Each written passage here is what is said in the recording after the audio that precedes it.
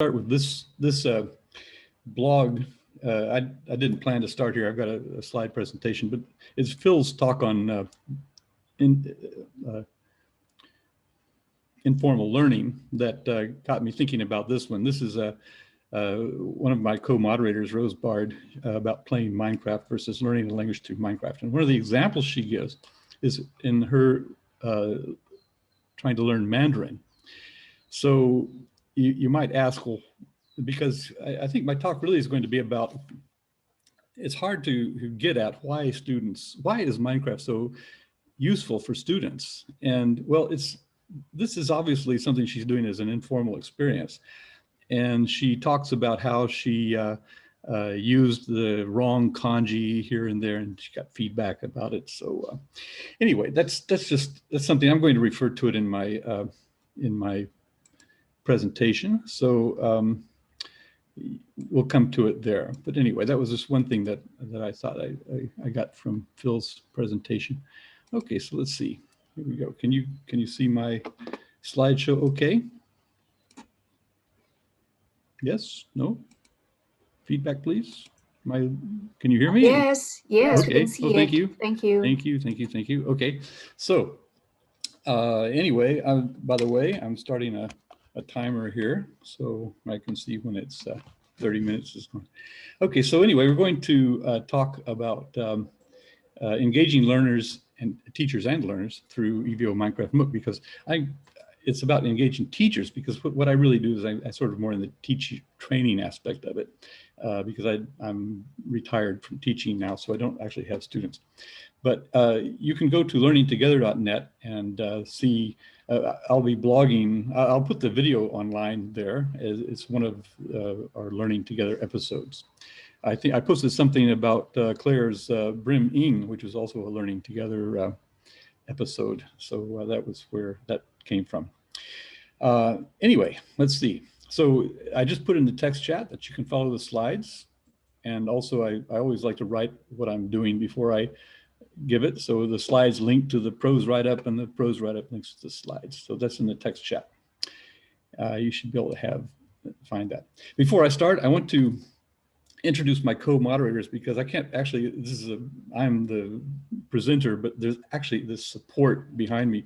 There's Aaron Schwartz, who runs the server, Don Carroll, who wanders all over it, finds all kinds of things about it. We have some of the moderators are family teams, family units. Matty Tsai is one of our most prolific moderators, and he sometimes brings his mom along, Jane Xian, who's also a researcher. And Jeff Kuhn ran our first server when we started in 2015. Kim Harrison organizes VSTE, that's Virginia Society for Technology and Education, which comes up in the presentation sometimes. Laura Briggs is one of her associates, but Laura has created our spawn point on our server. Mariana is another of the co-moderators, but actually the real co-moderator is Philip and her other son, Domagoy. And she wrote an article explaining how her sons learned English fluently. So we'll come to that in a little bit. Mircea Petrescu is someone who does coding, teaches coding, and is a magician in Minecraft. We learned a lot from him. Rose Bard, I just showed you her blog, her son Emmanuel. She explains in her blog that Manuel kind of grew up with English and is now having to learn Portuguese. They live in Brazil. So in any event, we'll learn more about Rose, my lovely assistant Bobby, and myself. That's Bobby goes by Bobby Bear in Minecraft. And then we have a couple of people who weren't actually moderators this session. Maha Abdul Monim, who actually we know her as Olive Tree Grove, or Olive Tree Lighthouse, and Dakota Redstone, who are advise us a lot. They do a lot of really neat things with us. So I just wanted to mention them and make sure they get lots of credit. So if you're on these slides, you can find our portal page at minecraft.org. And let's see if I can move my video out of the way there. Okay, so there's an arrow down here pointing, because if you go to the minecraft.org, minecraftmooc.org, sorry, you'll come out on this page, and there's a sidebar there. And if you go down the sidebar, let's see, you'll come out to the archives. our archives. I archive everything, I should say. uh, we started in 2015, and you can go there and see our live sessions, 2015, 18. That's the sidebar link. Let me go one more slide down, because actually these are, the live links are here. That was an image of the sidebar, but these are the live links. So you can get our history and also our current history. I believe it's at this link here. No, that's just going to the portal page. Well, that'll come up in a minute. So this last session, our 7th session of EVO Minecraft MOOC, we archived it quite a bit, and I got videos and started teasing out from the videos, associating the videos with certain affordances of Minecraft that I think are very important. But going back a few years, how did we get started? Okay, so this is in 2014. This is Philip, Mariana's son. Philip wrote an article about how her son became very fluent in English. And the son, Philip, gave a presentation at the ResCon conference. He was 11 years old at the time, and he gave this presentation to adults. She describes in this article how he became so proficient in English through connecting with his peers, starting his own YouTube channel. And also, I did the literature research, and in the literature research, I came upon Jeff Kuhn. And interestingly, he had made this presentation called "The World Is Not Enough," and he gave it at IATEFL in 2014. And basically, he used Minecraft to create situations where zombies were attacking in order to get his students thinking about writing about disaster management. Now, an interesting thing here is if you, when I go to my websites where I try to find his presentation, which was recorded at the time, it's no longer there.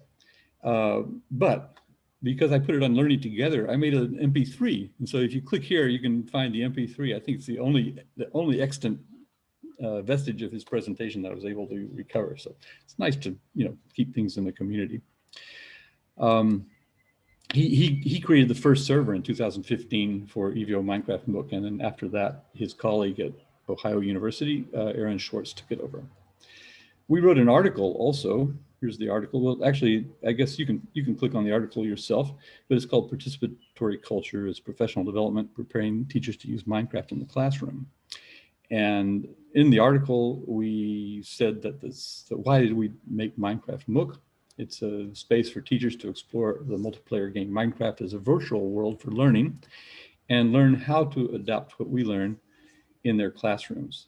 I could probably step back. I should step back and say that I started using Minecraft Minecraft was first released in 2011. I think before that, there were alpha and beta versions that teachers were using and podcasting about them. And I started listening to these podcasts, and I became very interested in using Minecraft with students. But the problem was I couldn't find a place where I could go and experience it, because to learn Minecraft, you need to have a community. And if the teachers have communities with students, you can't crack into them. So that was my idea in 2015, was to make an EVO session. EVO is Electronic Village Online. And all you have to do to make an EVO session is just declare one, propose one. And so my EVO session was to start an EVO Minecraft MOOC.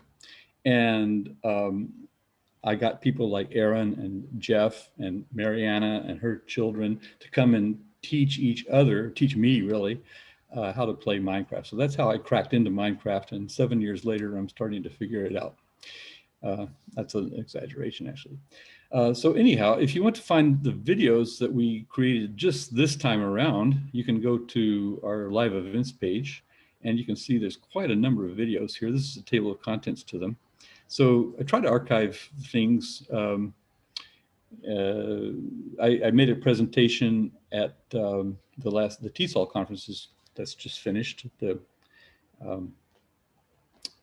TESOL 2021. It's a virtual conference, and that recording is there. It's going to come up in the presentations. Other things that we did.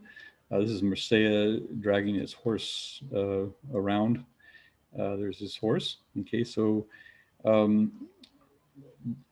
this is an interesting adventure where Dakota Redstone guided us through on the Minecraft server to a place that you rarely go to. It's called the End. It's where the End Dragon lives.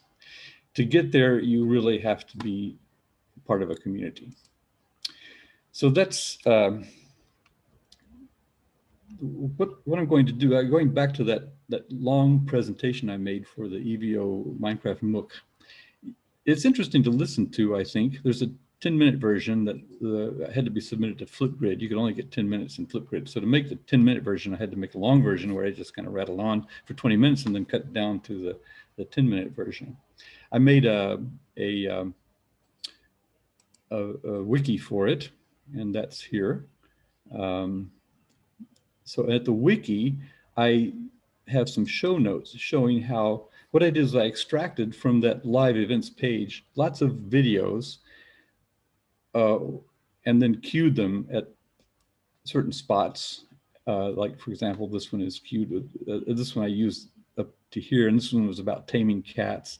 And so, I gave a rationale for why I used these video snippets. There's 13 video snippets from all of the videos that we recorded. I just grabbed 13 instances and used them in my presentation. We'll have a look at some of those right now, but for each of these, there's a reason that I included it. For example, here's a kid named Finch. He's an elementary school kid explaining to me why, how to make redstone work. And that's obvious that Finch is quite motivated to explain this to a teacher. So why use Minecraft? Okay, so I kind of some of the reasons that are in those notes, like as you can see here, this video we're looking at right there, I think this is actually a video.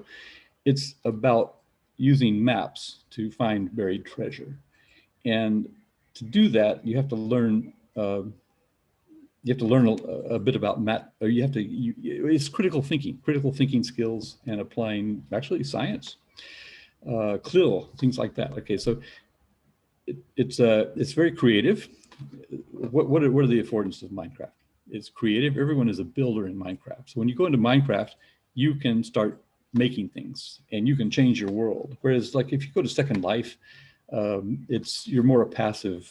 You can sit in a chair, or you can follow the prescribed. Sometimes you go on a ride and you see things and you learn things that way. And it's a good place to talk to people. Minecraft is too. It's a good place. Well, actually, you can't talk in Minecraft, but we use Discord. It's a third-party chat, VoIP place where it has also a community space, and you can stream to it and things like that. It's fun. Phil mentioned the fun aspect. It's highly gamified and also game-based. That's a little bit of difference there. Gamified means that it keeps you in the game by constantly rewarding you and upping your level. But it's game-based in that teachers, because everyone's creative, the teachers can modify the environment as well. So teachers can create places. Well, I'll show you examples, but teachers can create places where that will pull students into them, hopefully. It's community-based. That was what Mariana Schmolzitz talks about with her son, Philip. The extensive network that he uses to communicate with other people, and the resources that are there, the participatory culture that Jeff Kuhn and I write about. There's a participatory culture around Minecraft that's unique to Minecraft. It sort of transcends the community of the people that you're using Minecraft in. It encourages communication with students. So students like to talk about what they're doing in Minecraft. They like to talk to you. They talk to each other. They make their own multimedia productions. They have conversations with teachers and peers through whatever remote chat you're using, or if you're there with them in the class, you can talk to them about that. Or they create things in class, and they like to write about what they create. It encourages research because actually you can just, how do I blank in Minecraft? That's kind of research that I use often. How do I make an arrow in Minecraft? How do I use it? How do I find a map in Minecraft? You put those, I've got that going all the time in Google. So you have to read about Minecraft. You act on your reading. You have to understand videos. That's quite important with the Schmolzits, for example. I actually went to visit them in Croatia, and Philip told me that they used to watch videos about Minecraft without understanding them because they're Croatian, right? And they didn't know English at the time. But he said the language emerged. So that's acquisition. Oh, and this last one, I just added listening to Phil's talk. Minecraft encourages informal learning. That's why I showed you Rose's blog a moment ago. That was one I hadn't thought of. Thank you, Phil. Okay, one example of critical thinking, triangulation cartography. Cartography exists in Minecraft, but the triangulation part was my idea. So when you pick up a map, it looks like this. You've got a dot in the corner, which is where you are on the map, and this is what you're trying to find. You're trying to get here. Now, if you pick up the map, that dot could be anywhere. It could be up, you know, it's to the north and west of where you're trying to reach. So we have what we call a dynamic map. This dynamic map in this view has a north-south orientation this way. So if I want to go on this map southeast to try to find what I'm looking for here, it's going to be in this direction. Now I can warp over to another place and pick up the map over here. This is where I've warped to, and find out that it's more or less to the west and maybe slightly north of where I'm trying to go. So you triangulate and you can then approach where you want to go on that map. Let me show you that in video. If I can get over to it, here we go. Okay, so let me just go here, which is pretty much the video I want to find. I hope it all plays smoothly. Am I still sharing? Can you hear my video? This is the map we found. All right, can you hear it okay? On that shipwreck. Okay, whoops. And the map shows us, let's see if we can show where we're pointing. This is 2 minutes. So I'm looking to the east right now. And the map, that little dot in the corner of the map, the notice you have a HUD left corner device. Is where we are now. F3, it tells us that we're way off the map. You get all this data about where you are. So to get more onto the map, we have to go more to the south and more to the east. Could be, let me see if I just walk this. I've just jumped in the video. I've jumped. If I can walk around on top of it. Where I'm now at the destination. Okay, so apparently, notice the dot is now like pretty much on the X. Here. I've got to figure out where is it. Maybe it's just at the edge. I'm trying to fine tune getting the dot into the X. Out the. So I'm sort of on top of it right now. I'm talking to my wife, by the way. That's Bobby Bear. So maybe it's down here in a moment. Below here. See where I'm right here? Bobby. Okay, don't dig straight down. Well, you'll be okay. Okay. But what we'll do is she'll be okay because she's wearing an enchanted helmet. Dig here. Help her breathe underwater. Right. Dig straight down, you're liable to go into this place right here. Yeah, maybe all around this area. But where we're standing, maybe we do a circle around us. So we're trying to find buried treasure here using a map. This is so gamified. Oh, I want to get this treasure. What am I learning? Let's see. If you're doing this with students, you maybe using try not to let water in. That's not warning Bobby. Don't cut away. Don't block the dam. Right. Yeah.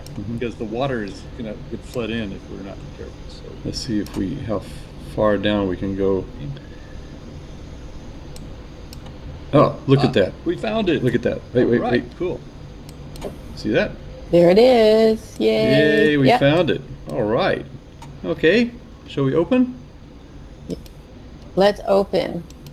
Ah, I opened it. Yay! It's got diamonds Cooked and salmon. emeralds. Let's Cooked empty this. salmon. Let's empty this sucker. Just take what you want. You can pile the Okay. irons on top of them. I've already got some iron. So we deserve it. Let's just take all this. We found the buried treasure. Yep. Bobby's feet. Okay, so just to continue. Oh, so I got something to tell you. The audio is louder than my voice. Okay, well that's okay. Doesn't really matter. I don't know how to fix that. Uh, all right, so anyway, I'm going to continue in the video just a little bit because it shows two other things. One thing, we're here at my house, our house. We have a farm here. There are animals here. There are lots of sheep. From sheep, we can get wool. We can make beds. Beds will help us sleep. And sleeping is something bad happens to you, you go back to where you slept last. So it's you engineer your spawn point. Just you know, you engineer all that. So Bobby's going to give the cows wheat. Let's see what happens. Now, by the way, I've got wheat growing here. Uh, that's another story. Okay, so let me just show you how we. And another thing too, in the dynamic map, you can see where we are. We're up at our house up here. So I like to orient myself on that dynamic map. Okay, here we go. Feeding cows, and there should be little cows pop out of here. The cows had hearts. I saw a little cow behind Yeah, us. see the baby? Yeah, there you Yay, go. the There's baby's the right baby. there in the middle. Hey, baby cow. And there's the baby. Yay, there he is. We got a baby cow. Hi, calf. All right. Okay, in this next segment, just one more short segment. This is a place that Sura built, and she made a place in the water. You have to go into the water. You notice here there are hearts on this shows, sorry, there's bubbles. It shows me if I'm underwater, if those bubbles start disappearing, it means I'm running out of breath. Now, to get into this place, it's a little bit challenging because you have to sink down to the bottom and then you have to come out at the bottom and into the cave. And she's also built a water slide here all the way down to the very low levels where you can get resources. Let's see how that works. So are you going, Bobby? Okay, Bobby is there. Okay. Bobby's given up. She's going up. Okay. Whee! I'm gonna keep Butterfly. Hooray, I got down there. There we go. There's I got Mag out. I got out. I'm there. Okay. now. So if you want to TP to us, Bobby, you can, or you can try that. Yep. I'm Okay, so I think that's enough for right now.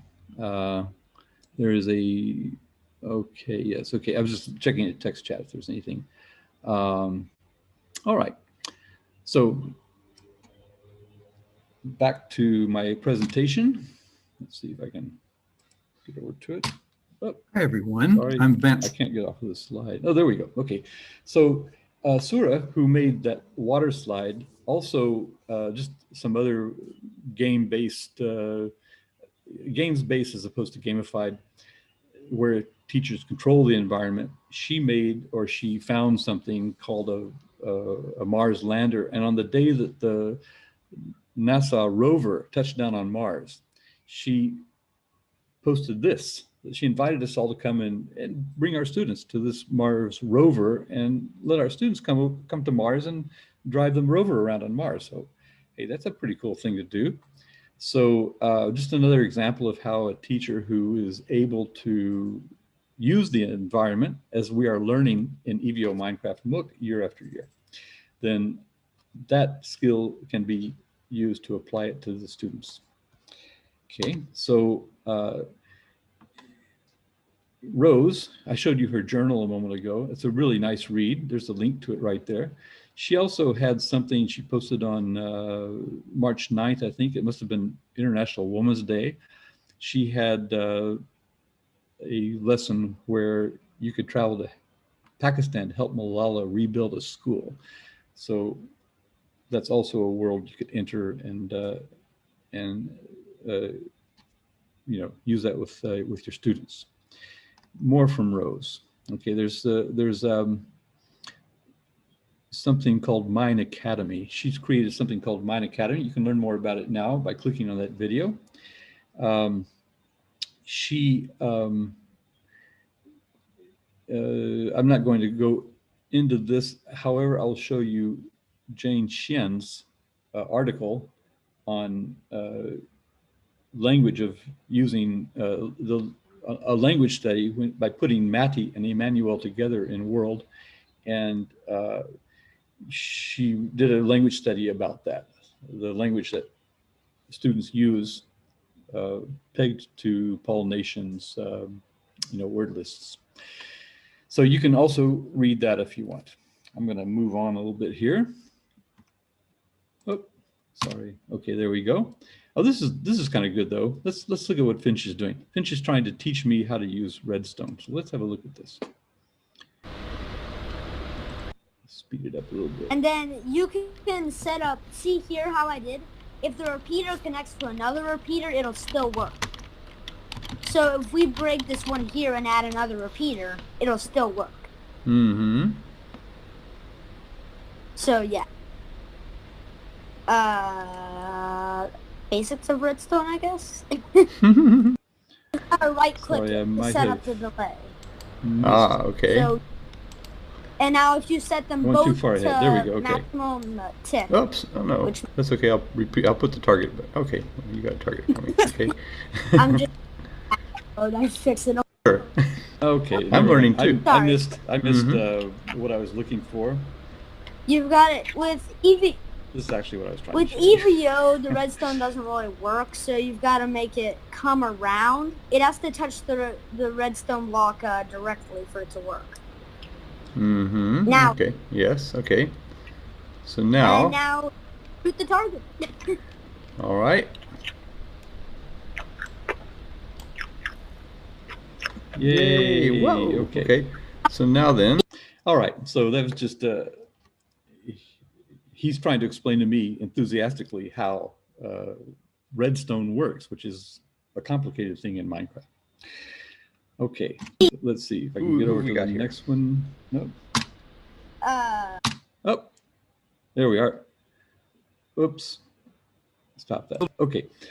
This is a guy named Walton Burns who joined us in one of our lessons early on, and then left us, and he came back a little bit later and explained how he's been using Minecraft with his son, keeping in touch with us.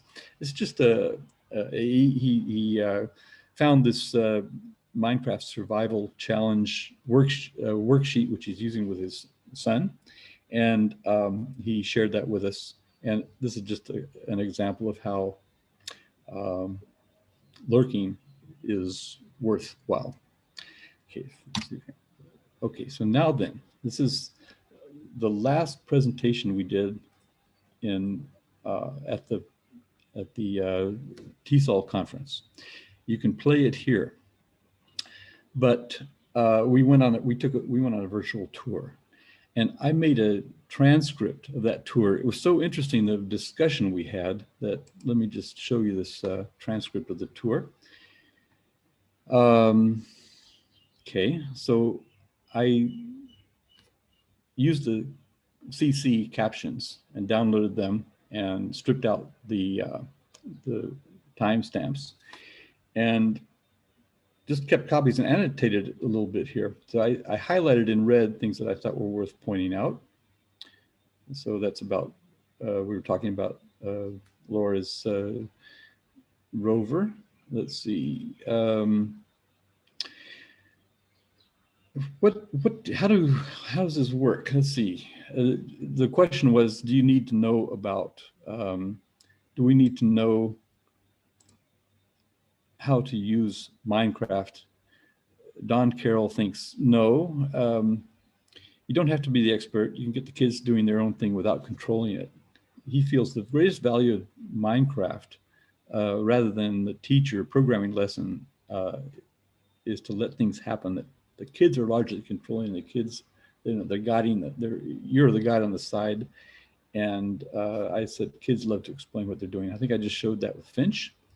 Oh, this is interesting. One kid had built a bunch of NASA jet rockets. This is one of the VSTE sessions. And you could go into the rockets and travel into them. Let me just show you this, and then I'll leave off this. But this is a really interesting transcript to read. just actually got it processed myself just recently.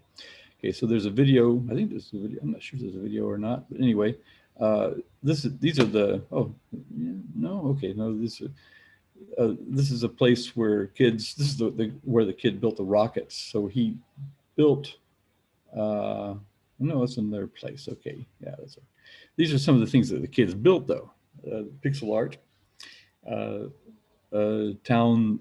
This is I think maybe a replication of Auschwitz or something like that one of the kids created, and oh, a game that you can piece together parts of a story. The stories are posted on the wall, and the kids have to put the stories in order. So they have to manipulate the stories back into order. It's kind of like an old story. There was a roller coaster ride here that you can, that's always a fun thing. And this is the one about the rockets. So this kid built these rockets to scale, and you could travel. If you go in creative, you can travel through them and you can see all the detail inside. That's a pretty phenomenal thing to do. Okay, I see that I'm down to my last minute, so let me just wrap up here. Okay, pop over here. Oh, every time I do that, okay. So this is one reason that Minecraft works. Earl Stevens said it very well in 1982. The quality of learning that takes place when we focus our attention only on the items to be learned is different from, and probably inferior to, the quality of learning that is incidental to something else we're trying to do. But that's the whole theory of gamified learning right there, or games-based learning. So if you want more information, I showed you this this page which shows details of the 13 video snippets, how they illustrate the affordance of Minecraft that was in one of my slides. There's a pedagogy of Minecraft page where I show where moderators have published over the years, the 7 years, given presentations on Minecraft. And don't forget, you can follow the slides with all the links in the text chat. And I think that's maybe all. That's it right there. Okay. Thank you. I might have gone 40 seconds over. Right.